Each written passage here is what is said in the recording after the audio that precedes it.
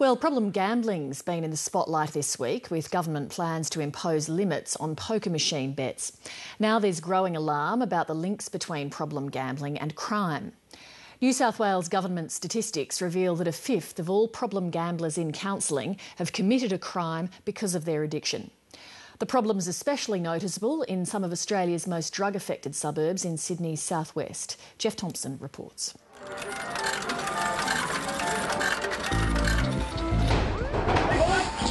Search warrant!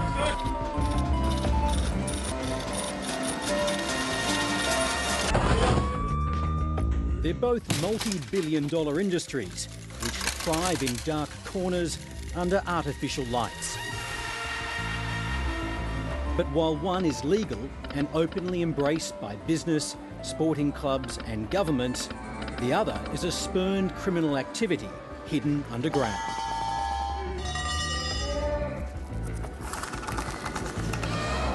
Now, new evidence gleaned from the parole records of convicted drug offenders proves that these two very different worlds are nourishing each other to an alarming degree.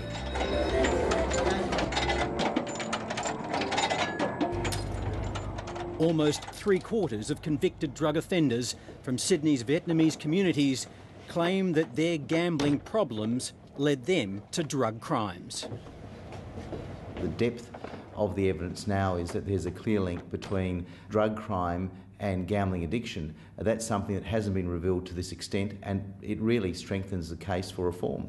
It is criminal activity and Asian gangs. That is really what the police are concerned about. For Nick Xenophon then to make the huge leap and to say that this is the reason why we need to introduce mandatory pre-commitment is just amazing. The strong correlation between problem gambling and drug crime was unearthed by Ambrose Din, who has spent the past 15 years working with Vietnamese offenders in some of Sydney's most drug-troubled suburbs. He believes that even if a third of the claims are false, most are genuine. It's not my judgment. I interviewed them directly and I know exactly what they're doing.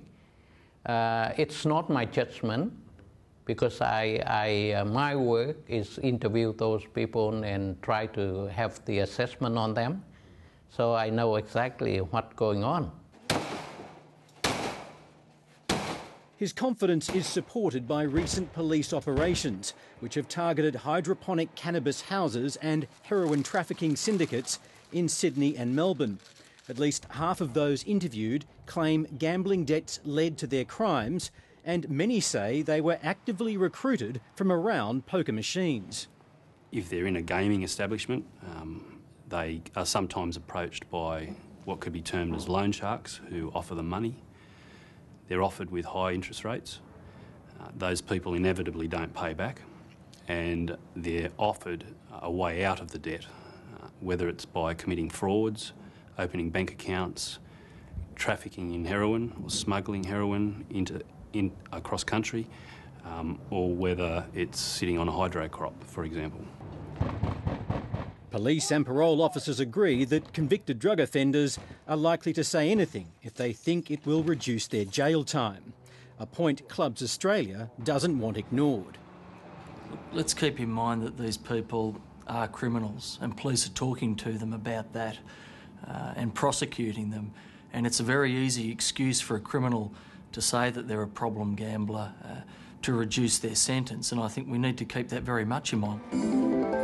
But there is compelling evidence of the links between problem gambling and crime in the broader community too. A New South Wales Government analysis of gambling counselling data found that 20% of problem gamblers in that state say they have committed offences related to their addiction. Focus on southwestern Sydney, and that statistic jumps to 35%. The fact is, there is a massive link, a very clear link between gambling and crime, and this latest study shows how deep that link is and how widespread it is.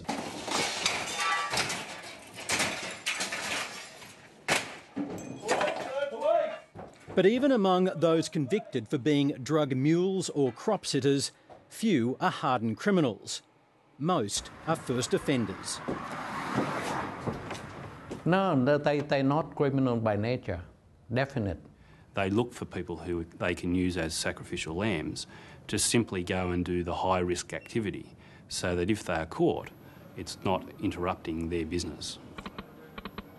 It starts with losing on the pokies and new friends offering easy cash. But in the end, the stakes could not be higher, particularly for heroin traffickers. Trafficking heroin from an Asian country to Australia is likely to get you caught in an Asian country that carries the death penalty. Likewise, trafficking drugs internally into Australia puts people at risk of having the packaging explode in their stomachs and they die in any event. So there are massive risks. Throwing a new question into the debate over whether proposed pre-commitment legislation will reduce pokie addiction. Could it keep some people out of jail or even save their lives?